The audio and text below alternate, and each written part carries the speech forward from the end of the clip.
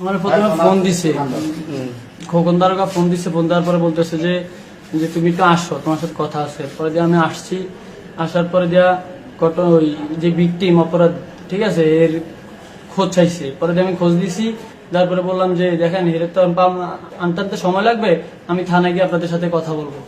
পরে দিয়া ওনারা বলছে আচ্ছা ঠিক আছে। বলার পরে দিয়া উনি আমার কাছ থেকে অনেক ভাবে আমার পেশায় গোছা দিচ্ছে। বলার পরে দিয়া বিভিন্ন ভাবে আমার এমন ভাবে পেশা ধরছে যে আমার এখান থেকে যাইতে দেয় না, যে এখন নাকি আমার সাথে থানা নিয়ে যাইতে হবে, থানা যাইতে হবে।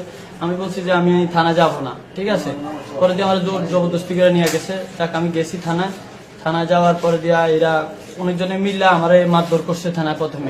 প্রথমে আমার নিয়ে গেছে থানায় নিয়ে মারধর করছে ওসির রুমে?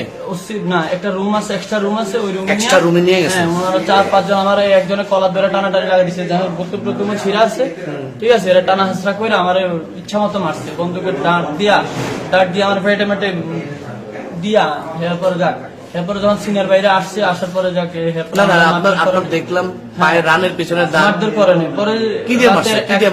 1টা বাজে আমার সিনিয়র বাইরে সব চলে যাওয়ার পরে আপনি 3:30-4টার দিকে যখন একটু আজান দিবে এমন সময় এরা আসছে। আসার পরে বলতেছে যে এই রুমের থেকে তুমি উঠো, এই রুমে এক মহিলা থাকে, ঠিক আছে। এরপরে দিয়ে আমার উঠে আমার কালো পট্টি দিয়া আমার চোখটা বাঁধছে, বাঁধা।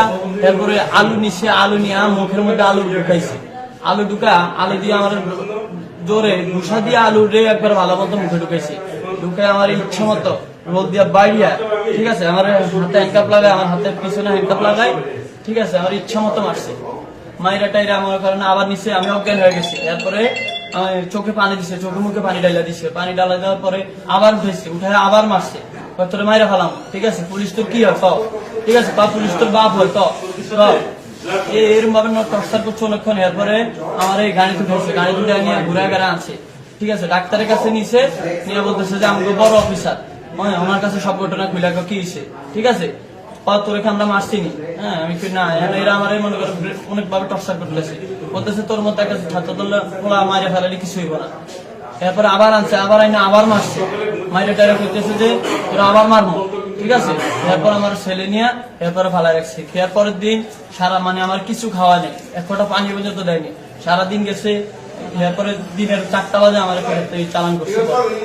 এর মধ্যে দিয়ে আমার সাথে কারোর সাথে দেখাও করতে দেয়নি। আমার মায়েরা আমার হাতে একদম হাতের আঙ্গুল সহকারে আঙ্গুলের মধ্যে বাইরে ইচ্ছা মতো